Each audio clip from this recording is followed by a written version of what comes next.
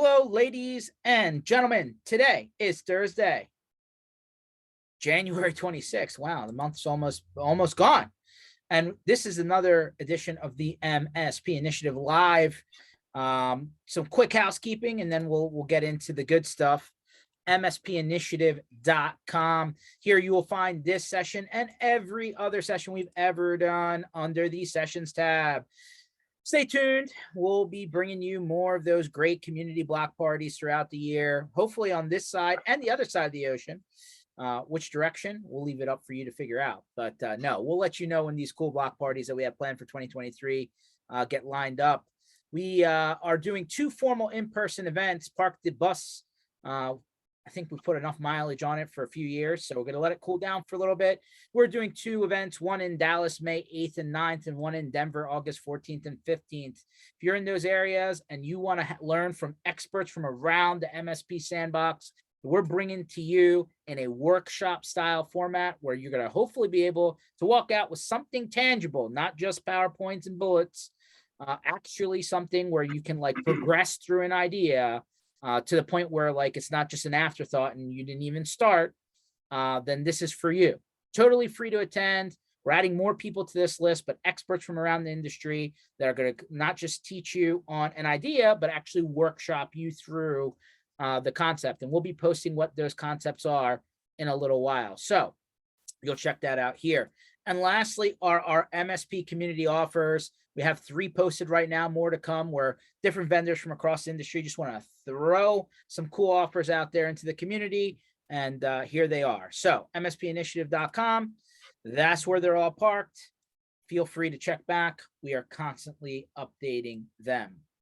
Without further ado, I bring a very familiar face, guest, and voice that you're all, pretty much, kind of stapled into your brain because I think we've done a billion of these sessions together. Mr.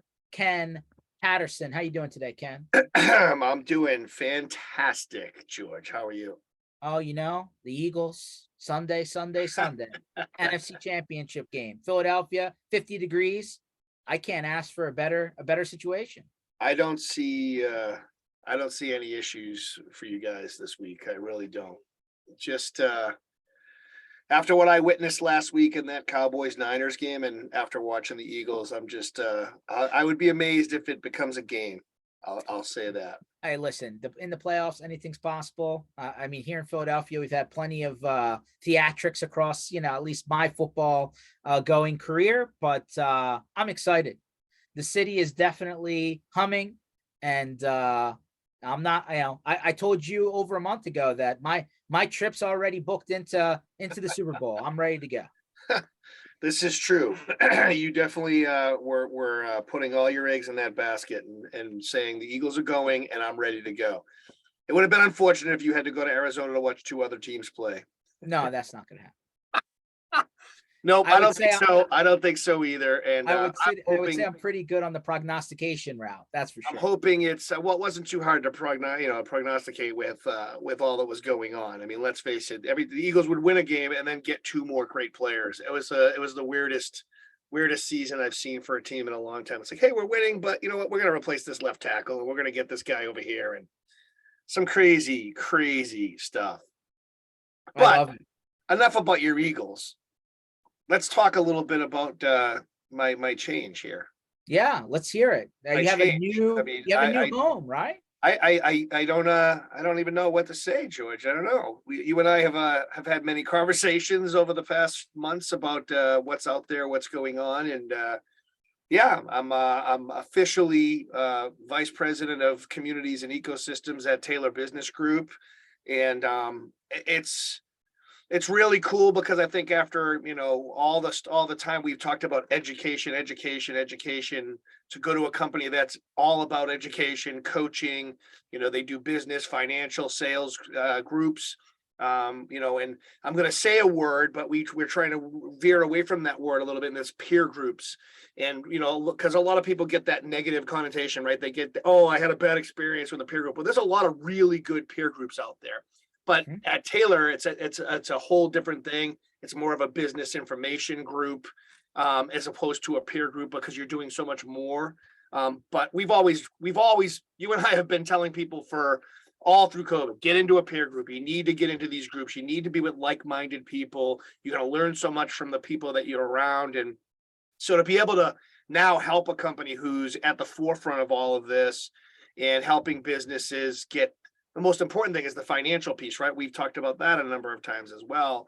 To be able to go to MSPs and say, hey, look, here's a real path to getting your financial, which is the core of everything, your financials in order, going in the right direction, and planning and working backwards to that starting point. And like everything else, it's painful in the beginning. You're talking about handing over a bunch of things and getting your financials and where you do this and how you code things and all those crazy things that these coaches do, as well as your peers, because you're in a room full of people that have done it or are working on it. And so, yeah, it's been a great first week, I would say. As it's and it was really cool when Michael and team came back and said, hey, we want to do this. We really understand that we can't not do this.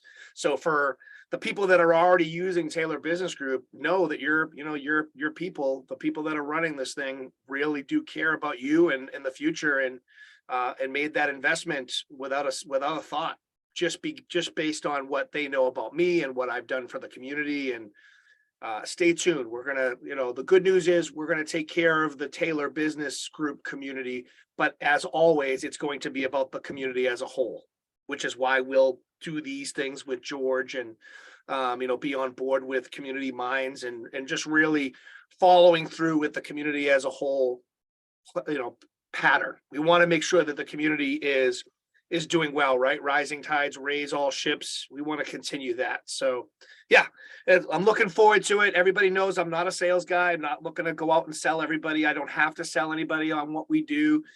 It's imperative that you do it. Who you do it with, you can figure that stuff up as we discuss and talk about the things that we do. But yeah, super excited to get out there. Glad that these people, this team, saw fit to say, hey, we really need this and we're willing to make the investment and jump right in. So yeah, it's been been a crazy couple of days with text, emails, you name it, coming through. People I haven't heard from in quite a while, which is great. Getting some notes from people saying, wow, I'm so glad that this combination happened, and big fans of TBG. So, and some are actually fans of me. It's crazy. Who would have thought? So No, we're ready to rock. congratulations. We're ready to rock. Yeah, super excited. Congratulations. Sounds like it's actually a pretty good fit, I think. Like you've always been, not about the logos. You've been more about, what actually helps get people into a better place. I know that's how you're wired. I know a lot of other people don't understand that, but that whole cliche, right? Rising tides, it's true if people actually lean into it, right? So right. Well, and just remember, you also know how deliberate I was about this and how patient I was with this, because I wasn't just going to sign on with somebody who said, hey, we're going to put you in a sales role, or, we don't really see this whole thing, but we want we want you to come on board. We love the face, but I did take my time and was very deliberate with this process. So it's maybe a little too deliberate for my wife's liking, but I was deliberate to say the least, and found a perfect fit for it. So sorry. No, that's good. No, listen, we spent many a mile on the road in a tour bus. So I know this story well, and quite frankly, we need more of it. We need more of it out there. And I think that, I can't, it's like every other conversation I'm in, it's, hey, I don't like being sold at. And, I don't really go on the trade show floor at all these events, right? I'm going to network with other MSPs to learn more about, what works for them. And, I'm really getting feedback from other people before I'm even engaging people, right? That's kind of that's the way, we're all designed as human beings, right? And right. As the world progressed, that model kind of got flipped around a little bit, but the reality is that that's what feels most comfortable, to people. And I think, and this, Ken, and you've said it many a time, right? I think people need to, we're in an industry of people that are largely guarded people, right? They're not extroverts. They're more introverts, right? They're a little bit more, the people part of it is a little bit uncomfortable sometimes for some of Yep. these folks out there. So the more we can get people to kind of, get out of the shell, open up. And yeah, I think it is very hard sharing some of the what would be confidential or more, proprietary information in each of these companies, because, everybody is a little bit scared is probably the right word. Yeah, yeah, But absolutely.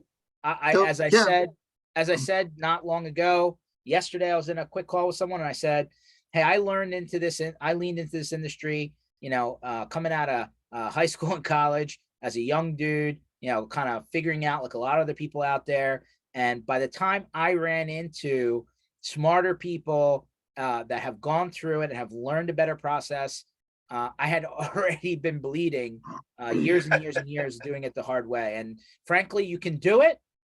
I would recommend that you learn the path that's the fastest to success rather than the zigzag otherwise. And I can't stress that enough, because I probably would still have hair if I had learned a little bit sooner from other people. So there it is. Go ahead, Brent. so Ken, I got a question for you. I think with peer groups, a lot of the things that makes things successful is the synergy that you have amongst the different members of the thing here. Yep. What do you have that is maybe do you have some kind of a secret success formula or something like that for putting groups together? What is there a magic secret sauce for that? That's a good question, Brent. And being in day 3, I haven't really dove into that part of it, but I already know because I've met the team and I've met a lot of the TBG members.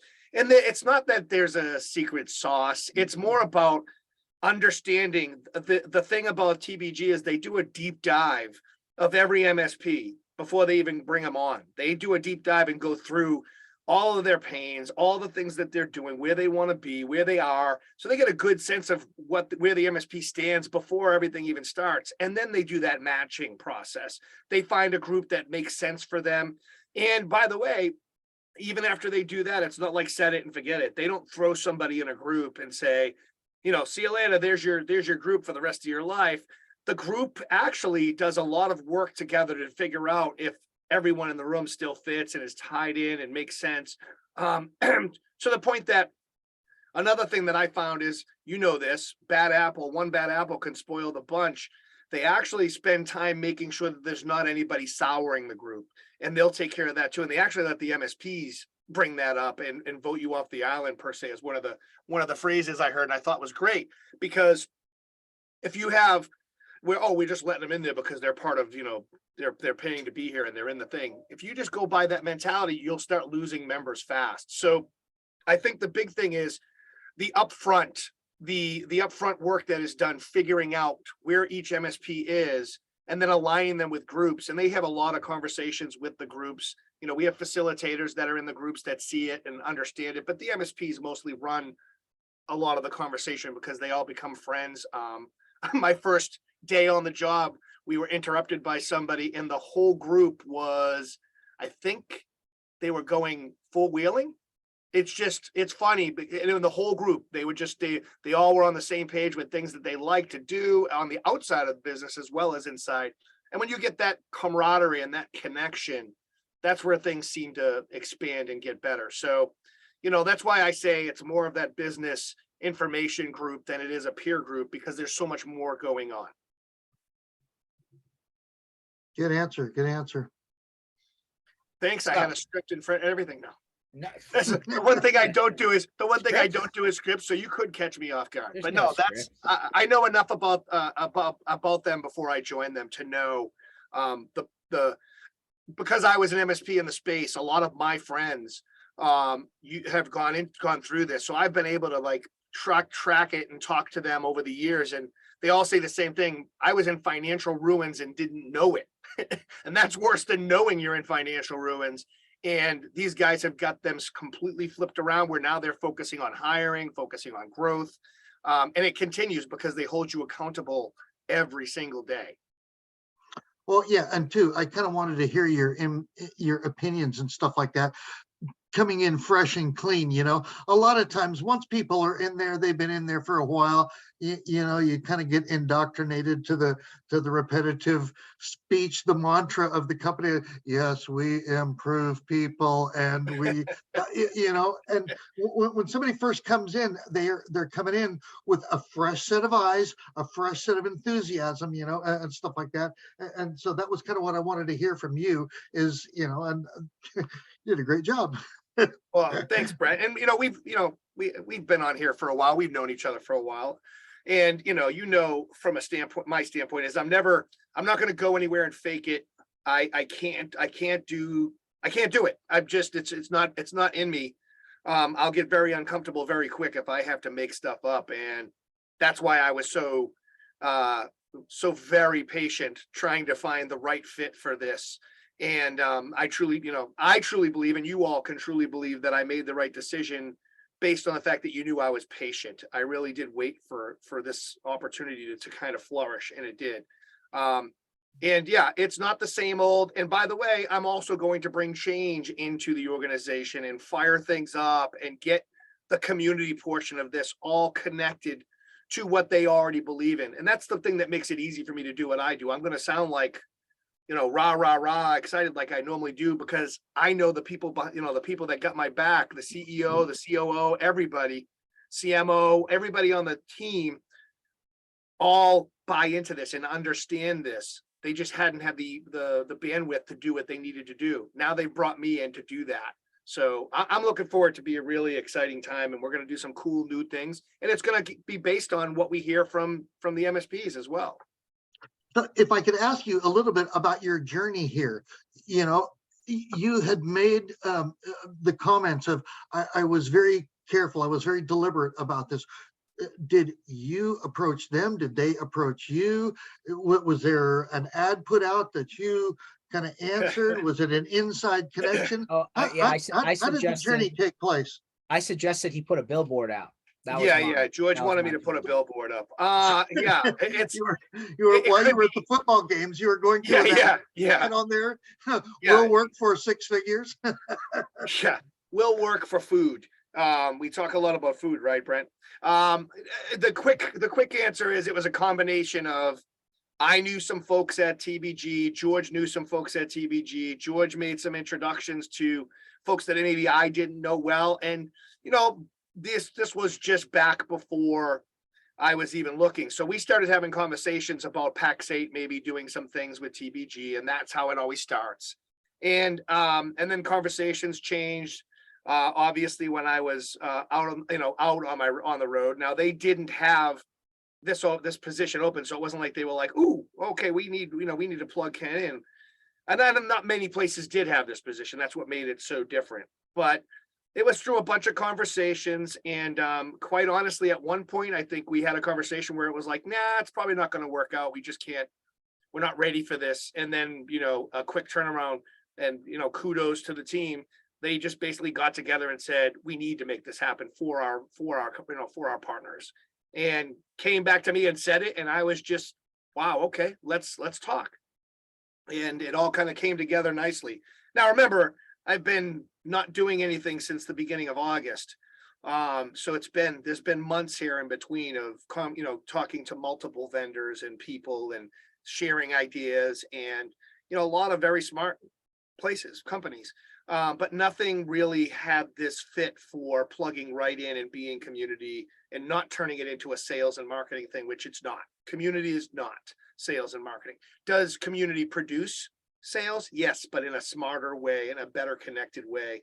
When we're talking about what community really is, right? It's not just having customers and partners. It's about customers and partners who believe they belong to something because the company had set that up. And that's what we want to make this.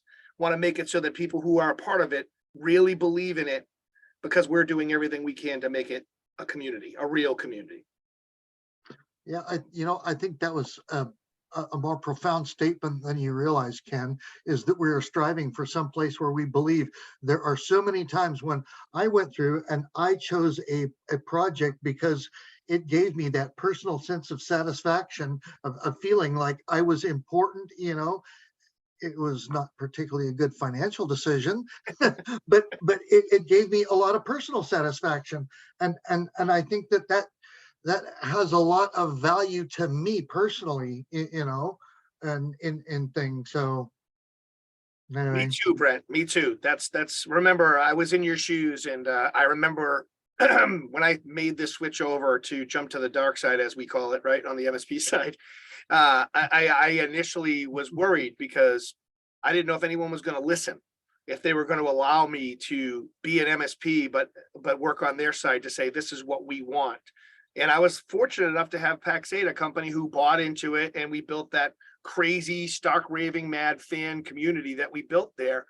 And that's one of the reasons why I've moved, is that I wanted to do it again. So I'm more than excited to be able to come over to Taylor Business Group and do the same thing, build the community up of stark raving mad fans, and we all feel like there's a sense of belonging to it, and know that you have me me as your champion when, listen, things are going to go wrong, right? No company's perfect.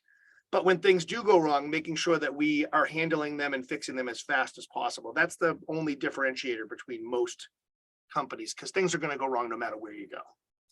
yeah, that's exactly right. And the difference is then what do we do to move forward?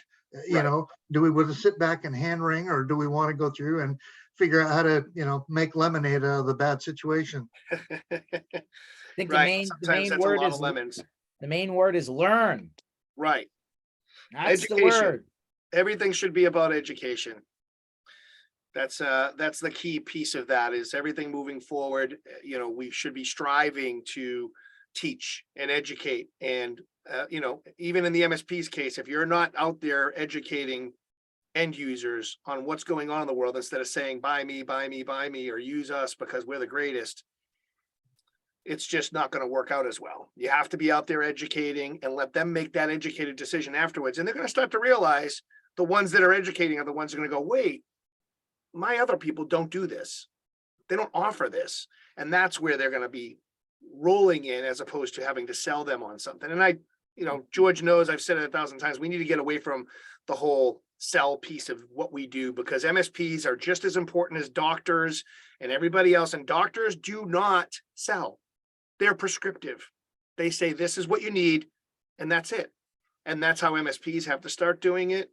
And that's how vendors have to start doing it. We all have to start to change this community and learn how to educate, because when you educate people, they're better buyers. And if you're doing it through a genuine platform of trust, and you're just saying, hey, we're educating you, you can come use us, but make sure you're using somebody who does these things. That's all. You'll find that happens a lot more naturally, and they tend to not leave because they know you were there for them as a human being. You made that connection and you were genuine. It changes the game. And I have a whole thing now where I think that MSP should start educating their end users on other things like finance and the things that they got their business rolling with. Pass that down. When this becomes more consultative game, those end users are going to remember who were there for them, not just selling them technology. Yeah, exactly. 100%. Well, I have an interesting story. So I had a partner based out of the UK, and they're running into some glitches. And I just asked a simple question. I was like, so what do you do when Microsoft goes down? And the response was, Microsoft never goes down. They have redundancy. It's not an issue. And I'm like, oh yeah, okay. And then sent him an article about how Teams was down 2 weeks ago. And then this week, Teams and Office 365 email, Outlook Azure, Online, the whole Azure platform. Azure, So everything on down. Azure. But we didn't notice it because we're in the US and it happened at night.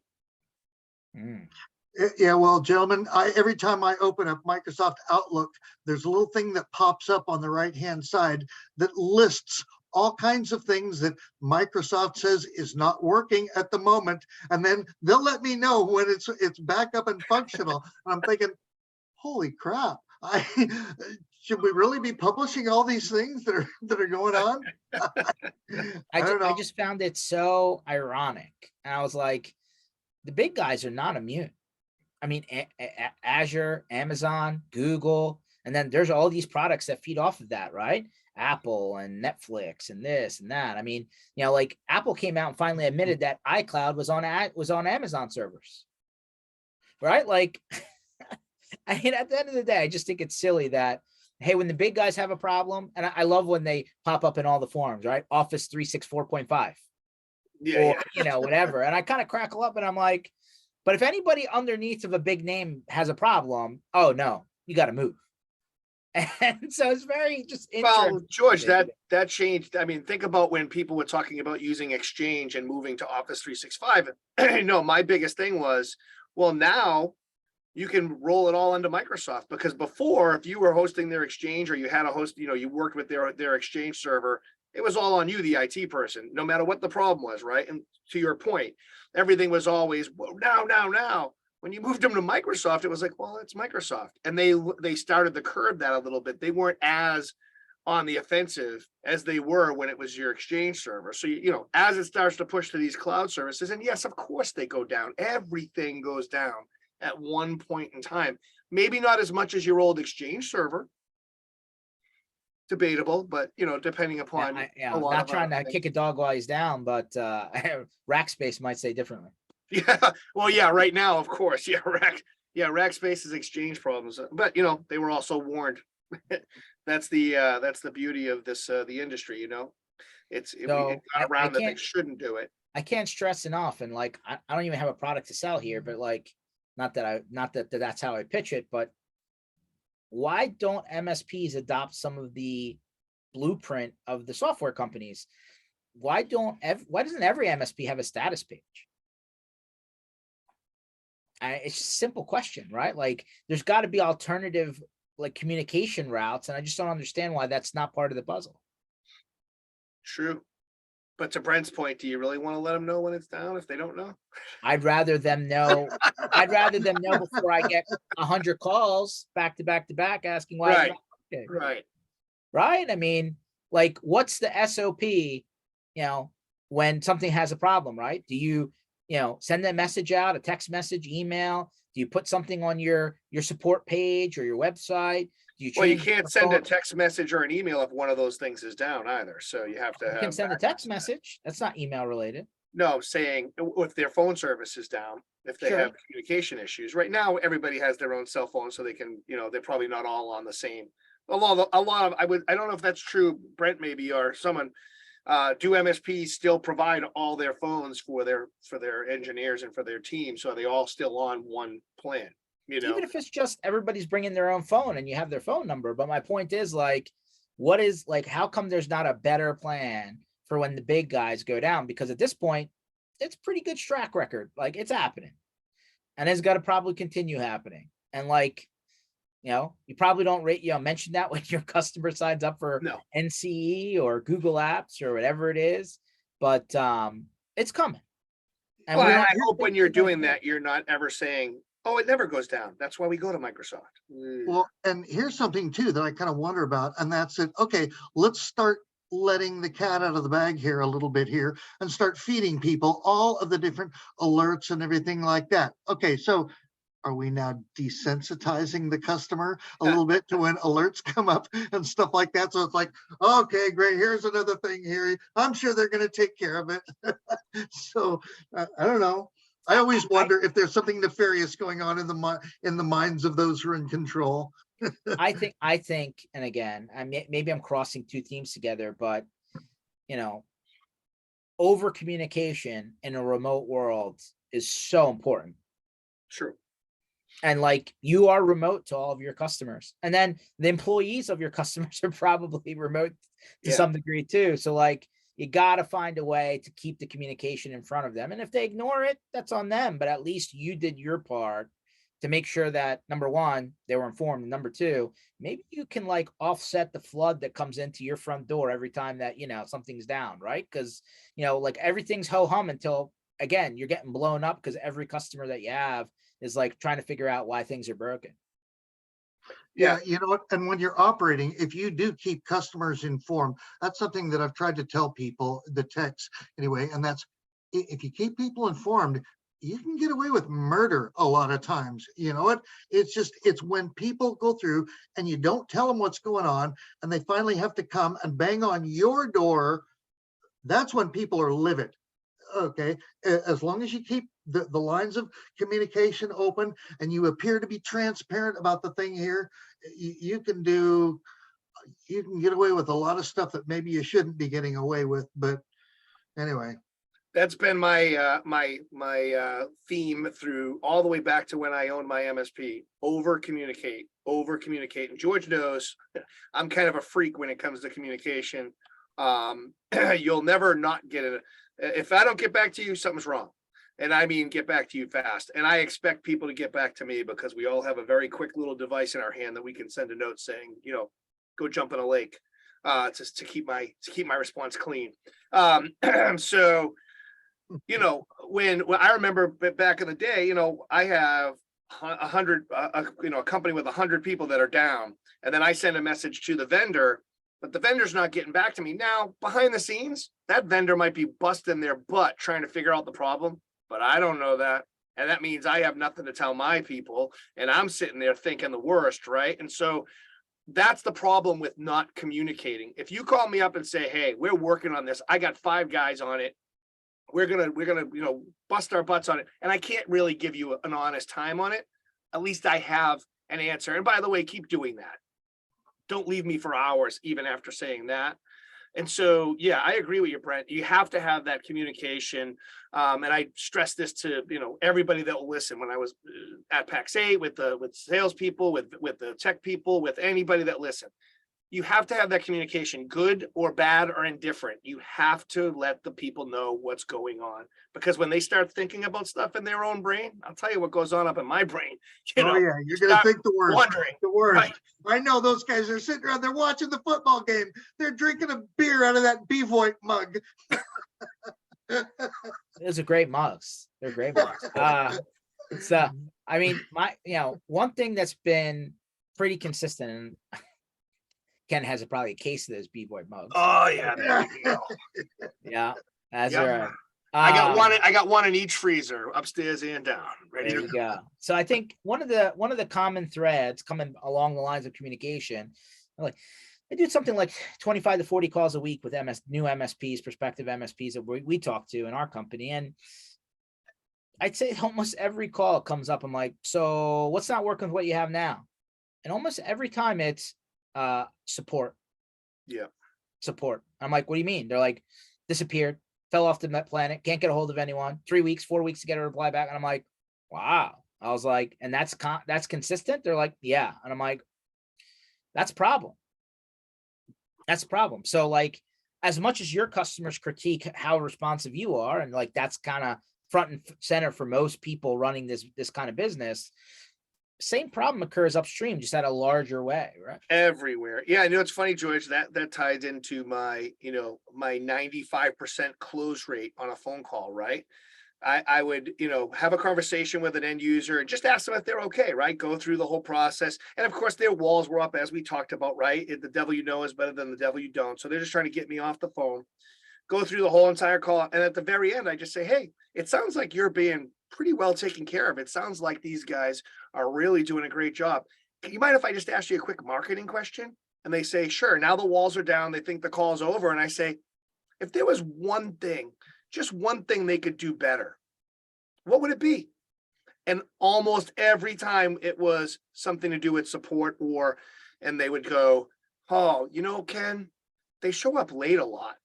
Whoa, how does that make you feel? And then I would just peel back the onion, asking the questions. How does that make you feel? How does that affect your business? I never let up with the questions. I never tried to tell them anything I did. I just kept asking them.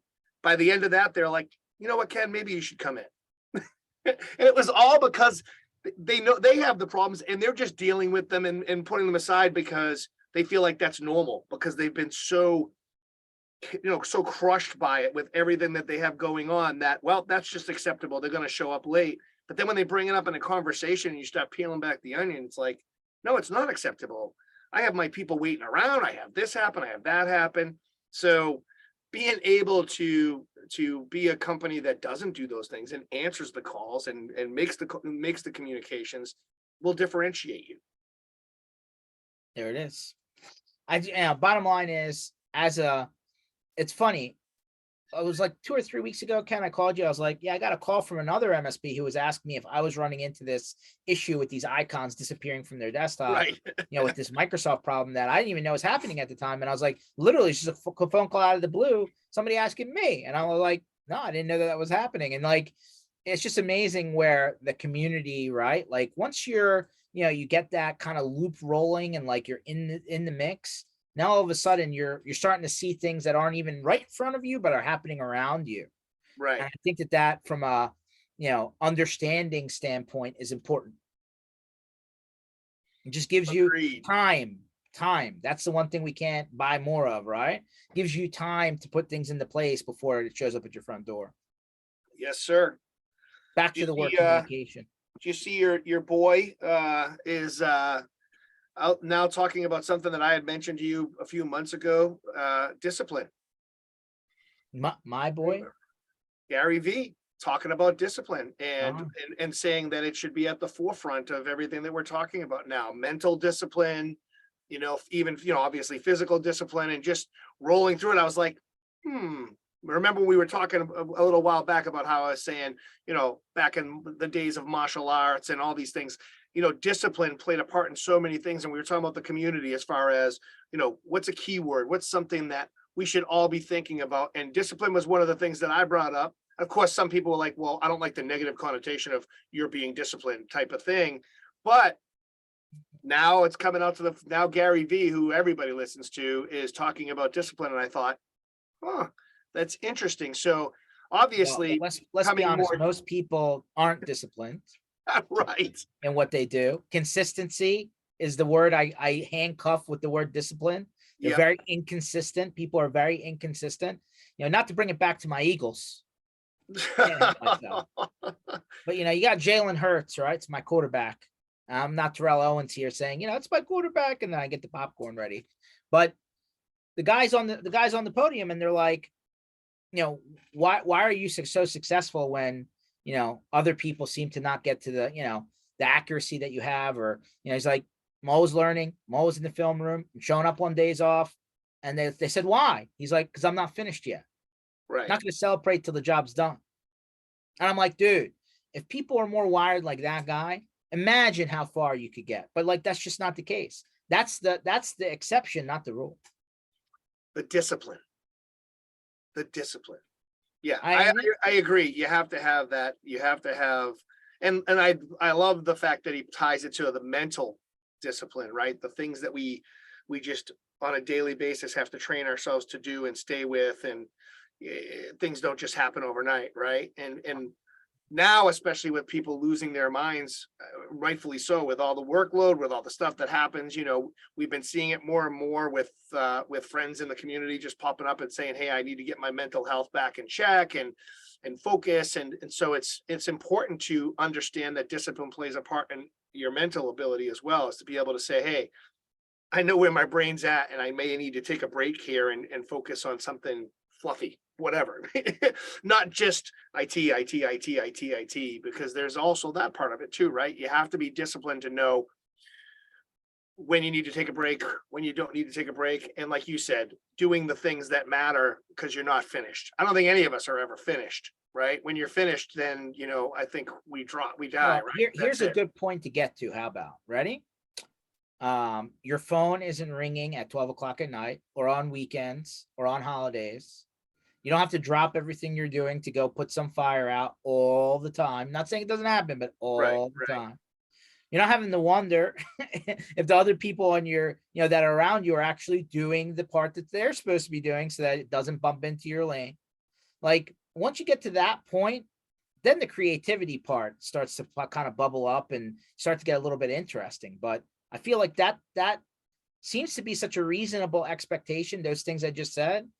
But in this industry, that's why a lot of the people, I argue where they have the time to do this: the Reddit and the Discord, and the Slack and the Facebook and every other forum on the planet. Like, I thought you were supposed to be working. Why are you 800 messages deep on here? True. You know, like I have to wonder why you have so much time to do that. Lucky for me, it's become part of my job, so I get to tie right into all that. Oof. But you're Well, right. Well, not the negative part of it, but no, I get you. you're right. There's a lot of people that get that the keyboard muscles and spend all that time, and then they're the same people that are saying, "Oh, my business is just not going in the right direction." No, I get it. I mean, listen, I appreciate the fact that the internet's changed the way people communicate, but I don't know, Ken. I think we've proven that the better way is to actually get into a place where you can have the conversation. And I feel like in a lot of those places, it's more of a, bitch and complain session than it is a learning session. True. This is true. And I think you can still do both, right? You can still vent without going into a full mode of complaint, right? Yeah, obviously, I'm a big proponent of in person. I just feel like there's no replacing it. I don't care. Yes, we had to come up with some really cool ways. We wouldn't be doing as much of this, which is cool. There's some, we have calls that we do with a group of people every week that kept the community going through COVID, and now we're still doing those. So a lot of good stuff came out of that from a standpoint of how we communicate. But the idea that this is going to replace in person is completely blows my mind, because there's just so much more that happens when you're in those in-person groups and you're having communications where something pops up and I can say, "Hey, George, come here for a second. We have a quick conversation." We can come back to the conversation, and then I can go, "Hey, Brent, come over here for a second." We can break off and have side conversations, and we overhear the conversation where we can start to help each other a little bit more. It just doesn't happen in this type of communication, right? We start over talking each other in here, and then people won't talk anymore, right? It's just not the same where we can over talk each other and Yeah, it's get a not as little deeper, it's not as immersive. right? You don't have as many senses engaged and stuff like that. When you're in a room, when people are hungry, you've got the sight, the sound, the smell, everything. You're a lot more connected with each other when you've got more of your senses are synergistically connected to the same type of an environment. So I don't know if I anyway, care about the smells as much, Brent, but Well, it's the well, reason. It's the reason I it's go. think about that though, Ken. When they go through and they bring the lunch in, if you're in a conference somewhere and they start wheeling the lunch in and stuff like that, I don't know about you, man, but that starts triggering. It's like, everybody starts getting restless and looking over their shoulder. Is it time? Is it time? Is this guy gonna shut up? So we can get our plate of food. It's the reason that I like to go to the Eagles game instead of watch it on TV. right. There's Yeah. a lot of interaction. I mean, Like usually if I'm at an Eagles game, they're throwing stuff at me probably, but that's part of it though, right? You say, you're hungry for the food when the cheesesteak rolls by. You're in the right place. When you're upstairs, definitely not the hot dogs in Pittsburgh. I'm just gonna say, don't not that don't do crap. that. Don't do that. When you're upstairs and people start throwing beer cans at people, that's part of the fun. Right.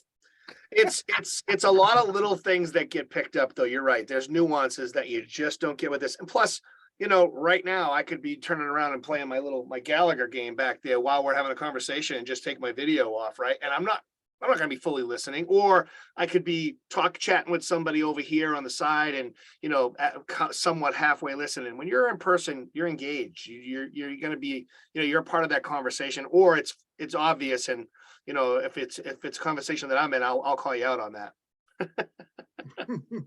You're the guy. You're the professor that likes to pick on people in the back of the room. Don't lie. Yeah, man. Someone's sleeping in the room. Forget it. I'm dropping a book right on their desk. Whoa.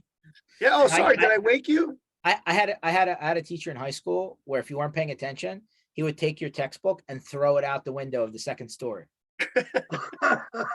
and then you would get up to go get it. He's like, "Oh no, you can go get it after the class is over." And you're like going into the bushes to get your book. Yeah. I think that times have changed for sure, because I remember getting rapped on the back of the head. I've had some classes where they just got a little more aggressive than that's probably allowed nowadays, but I paid attention. Okay. I like it. So there's a big year ahead of us, and there's a lot of events, and there's a lot of everything, but there's still this looming potential economic floor fallout story, right? I mean, if you still talk to, I don't know, you can follow any financial person, stock market guy, talking head on some news channel. They're all still saying that this is coming. There's this explosion that's going to occur sometime in 2023.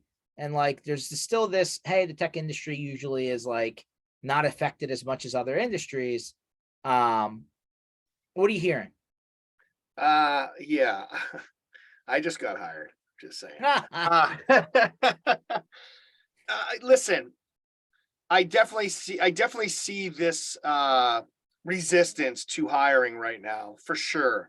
There's definitely a stigma of, well, we don't know what's coming around the corner, and we're not so sure we want to make a big investment right now, or even an investment per se. But again, we talked about this before. To your point about the IT channel, MSPs, the whole channel part of it being a little bit more resilient to this. It's true, but it's the ones that that have a plan and a process in place, that are already going in the right direction and know how to deal with the slowdowns or whatever it may be. We found during COVID, people were saying, well, business is starting to slow down. And then we were telling people, hey, double down on your marketing and make it all about education, right? And then at the end of COVID, we had people drop off our calls because it turns out they were getting RFPs dumped on their desk by the 20s, right? So it's all in what you're doing now to prepare for it, right? To make yourself a little bit more resilient to that, because it doesn't matter if things are tough or, things are good or things are bad. There's always a need for something, right? Just like we always talk about a liquor store, right? When times are good, liquor stores are doing well. Times are bad, liquor stores are still doing well, right? And at Eagles games, liquor stores do very well. There's a lot of businesses that are still, there's still a need, right? People still feel like, obviously liquor store not the best option because it's bad in both ways, but from a standpoint of these businesses, if you're already becoming more mature, learning how to do the right things, when these bumps in the road hit, you're more in tune and you're more inclined to kind of get through it. And what I've been seeing more of is, to me, it seems like the media is really pushing on this, the R word, which I hate to use, right? And pushing and saying, But hold on, Ken, time out. Like, no, come there on. There was a Channel EDE article maybe 2 years ago. Yes, that kind of yes. like Oh, no, I'll say set the media as a blueprint. whole. You're No, right. they set the blueprint. They're like, you take the bigger vendors in the industry and put a rubber band around them. It's about like 10,000, maybe like 10 to 12,000 employees all in, right? But between all the big 60,000 people have been cut from employment in the last like 90 days. Right. So, but also, George, that a lot of those big companies over-purchased employees, went over the top. So it's hard to get a gauge on that piece of it. Remember, we always talk about, we're like, oh, well, this company's cutting. And by the way, they also talk about tech companies, and they include Tesla as a tech company. They're not, they're a car company that uses tech. So that's the type of stuff that kind of gets lumped in there as well. I don't think I've seen as much of this, letting people go, layoffs happen in the companies that were, again, in that realm of being much more mature, making smarter decisions. I don't see it happen to a company like BVoIP with what you've learned and how you've gone and what you're done. And you don't have any PE backing you up, right? So there are companies that are doing it right and taking their time and planning. The ones that are dumping all the people probably had more people than they should have and probably overpaid them. And that changes the whole marketplace, as you know, right? Now these people hit the streets and come back, and they're going to make some ridiculous claims that they need much more of this or much more of that. Microsoft, Google, Facebook. Exactly. It keeps on going I on just and don't on. see the same thing happening with the actual MSPs in this space and a lot of the vendors that didn't go crazy, because we know there are some vendors that went crazy with hiring, and we all looked at each other and said, that's a crazy run rate. How is that how are they going to be able to sustain that? Still happens. I've got a kind of question on that. When the companies go through and they do this, is some of the strategy to go through and to over acquire employees and use that as the cherry picking process to try and find out who the keepers are, and then when we have the big layoff, I realize that's probably not a very wise strategy for doing that, but there's You know, definitely there's I always definitely a wonder. luxury. There's definitely a luxury at the bigger company standpoint where, they may hire 10 people to really only whittle it down to the two that made it Right, out of the group. right, And right. that's a luxury because I would think, Brent, most people, in your chair or mine, like they can't afford to hire that many people at once to go Right. through that process. They're going through one or two, and like they have to like let that process flush out before they move on to the next potential person. But there is the luxury of just economies of scale where like, hey, they're hiring for whatever position it is, and like they'll bring them in, they'll train them, they'll really run through that 90 days or whatever that probationary period is. And it is a more cutthroat because they will cut the people down that they think didn't make it. But that's not what's happening here. What's No. happening here is there is a message out there to the people on Wall Street and big and Fortune 100, 500 America that says, hey, you need to course correct now because there is a reckoning coming. And you see that all of those companies have done double-digit layoffs, 10%, 15, 20, 19, 30. Just go to Google News and search, and you'll see all of the Brian has a site here, layoffs.fyi, that gives you all the layoff news. exactly. So like, bottom line is it's pretty consistent, and they're all drinking from the same cup. So like, I wonder if that means that we should be paying attention a little bit more, or if we're in a position where we've been, kind of running our businesses differently. But to Ken's point, right? Like, I understand there is a world where the money man backs up with the Brinks truck from VCPE, kind of investments. And then like, for the people that, are hopefully, not too young out there, but like, remember that movie Brewster's Millions? Oh, yeah. Oh, Where the yeah. dude had to I knew he was spend all going there, this- just so Oh, you know, yeah. I knew he was where the going money, where the money, they had to spend all this money in order to get access to the bigger money, right? Like, I almost feel like it's this same game, but there's a real reality to you. He had Didn't to do spend it. 30 million in 24 hours to get 300 million. No, 30 million in 30 days. 30 days, right, to get Yeah. 300 million, right. Without gaining any assets. That's correct. Yeah. Yeah. So like, to me, I feel like there's a little bit of that game happening in the modern day age where, like they're literally burning money at a unreasonable, unhealthy, non-sustainable level to get access to the next level. I feel like that is a dangerous game. Well, and on top of that, George, to what Brent was talking about, and Brent, in that case, everybody goes. They're not cherry picking. They're not able to keep, they take on this whole entire teams and put them in play. And then all of a sudden it's like, whoa, how did this happen? Even though most of us who saw these, watch these things say, whoa, how could it not happen? I would be willing to bet. Yeah, how could you not see it? Yeah, I would be willing to bet the financial folks at Taylor Business Group would be able to tell you, oh no, that's never going to work, right? Because it's a run rate that just can't be attained. You cannot sustain that run rate. And so, Brent, to that point, they're not cherry picking anybody. Like, we've seen some of these places just go, and then it's like, whoop, and then everybody's gone. And, sometimes they live, sometimes they don't. But it does set a bad precedent in the channel as a whole, because these people hit the streets. It's like, well, I was over here and I was doing X, Y, and Z. And it starts to be this weird change where now it's, I feel bad for some of the people who, may have left something really good to go to this much better thing because it was an offer that was 3 times maybe what they were making. And then all of a sudden that crashes. How do you go back? How do you change back? Well, I argue the market has flipped, right? Not too long ago, housing prices were at an all-time high. Now we're in a maybe not a really good place. Like, that has definitely flipped in the employment side because there are so many people out there. And the other problem is their expectation of what their value is in terms of salary is very distorted, right? Compared to what's available. Yep. I think it changes the whole game. So yeah, it's an interesting landscape to say the least, but as far as getting through whatever happens in 2023 into 2024, it's all about a plan, a process, and following that right straight through and staying disciplined when things don't go exactly the way you had thought they were going to go. The discipline is a big piece of that.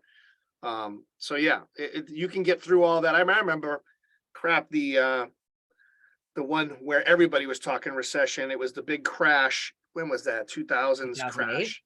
was the 2000 crash. Yeah. And I refused to say the word. And I just refused to say it. We refused to buy into it. We just kept on chugging along. But there was a real estate guy in my group, we have a BNI group. This guy walks in the room while everybody's kind of like, sad. And he's like, hey, isn't everybody doing great? I'm doing great. If you have a real estate guy that's not doing great, you should probably be calling me. And it was just so positive, right? And everybody in the room just started using this guy. And I was like, that's how you got to be. That's really how you got to be. He wasn't complaining. He was actually saying things were better than they ever were before, came in all positive. I was just looking at this guy like, damn, I want to buy a house from him. Like he just had it pulled together and was very positive. Know it's a human thing. We have an affinity for people who are excited and positive and stuff like that. And the guy that's slinging turds, we want to get away from, really. Now, Slinging turds. if the real estate guy did a partnership with the liquor store, I mean, gangbusters. There you go, right? Oh boy. Well, Ken, it'll be interesting to see where we end up at this time next year. At the end of the day, I think you got to be conservative and, so that you don't go crazy, but also look for, the hidden crack in the wall, right? I think that's, there's some good upside and there's the ability for, I think, some good things to come out of what 2023 is supposed to be, but we'll see where it all ends up. Let's hope that, things overseas get a little bit less cranky and like that doesn't blow up into something bigger because, that always makes things interesting on a global scale, but technology is not going anywhere. That's for sure. No, it's not. And just think one of the worst things that happened to us in many memory I've ever had with this COVID mess was also the single largest opportunity in our industry that's ever happened and is still continuing, right? COVID made security, work from home, all these things happen at an accelerated rate. It was nowhere near getting to this point, and it's still continuing to perpetuate that. So you take the opportunity out of every situation. And I know there was, some people, oh, it's awful. Yeah, it was awful. Bad things happened. People died. There was a lot that happened, but you got to focus on the positive. And the positive side is it made our industry jump easily 10x. I can't even say where that number is going to end up, but everybody woke up and all of a sudden wanted to be working remote and wanted to be secured and wanted to be in the cloud, right? 100%. Well, Ken, I'm sure we're going to have you on regularly as usual, somewhere along the mix, but Taylor Business Group is your new home. I'm sure they can find out more information at taylorbusinessgroup.com. Yes, sir. Brand new website now too. Awesome. And I'm sure everybody can find you. There's the bat signal and everything. So, just shine the light and you'll show up. But, very intrigued on what we're going to be able to do together this year. And good luck, my friends. Thank you, my friend. Thank you, everybody. All right. This session will be posted on mspinitiative.com. Check it out. And we will continue these Tuesdays, Thursdays, 1 o'clock Eastern time live and 24/7 online. Catch you on the next one, guys. Take it easy, Ken. Take care, guys. Bye, guys. Bye, Brent.